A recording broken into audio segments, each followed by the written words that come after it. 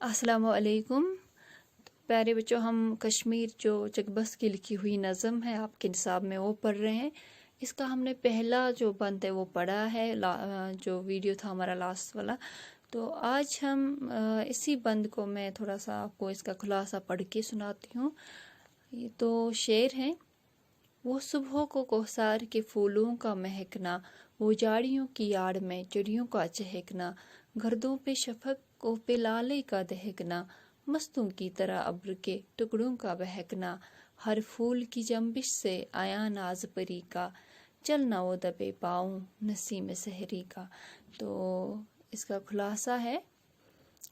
नज़म के पहले बंद में शायर चकबस वादी कश्मीर की सुबह का मंजर दिलकश अंदाज में बयां करते हुए कहते हैं कि कश्मीर की वादी में सुबह सुबह पहाड़ों पर फैले पौधों में फूल महकने लगते हैं, परिंदे चहकने लगते हैं, आसमां पर हल्की सी लाली छा जाती है और लाले के फूल महकने लगते हैं।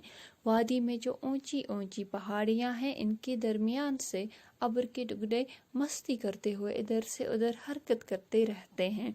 फूल जब हरकत करते हैं तो ऐसा लगता है जैसे कोई नाजुक परी अपने नाज़ो अदा दिखा रही है, और सुबह की ठंडी हवा आहिस्ता आहिस्ता माहौल को खुशगवार बनाती है। इस तरह से सारी वादी में सुबह के वक्त फरहत बख्श ताज़ा और दिलफरेब माहौल है।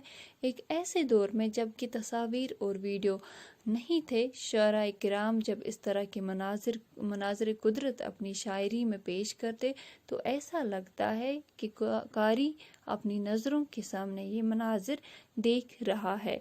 यानी शायर ने ऐसे उतारा है इसको, अपने लफ्ज़ों में ऐसे इसको तस्वीर कशी की है कश्मीर की, कि इंसान को वो कश्मीर की जो खूबसूरती है, जिसने कश्मीर नहीं देखा होगा उसको उसकी खूबसूरती जैसे नज़र आती है।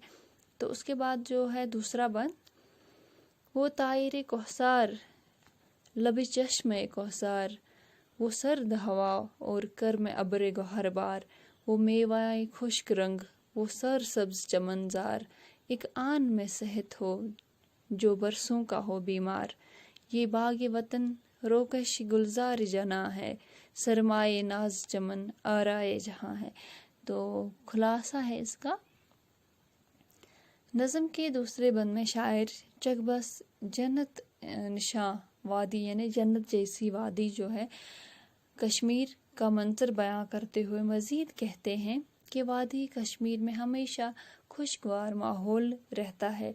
पहाड़ों में परिंदे मस्त हवाओं में उड़ते रहते हैं, पहाड़ों से निकलने वाले चश्मे बहते रहते हैं, अबर के साए ठंडी हवा मोती बिखेरते चलती रहती है।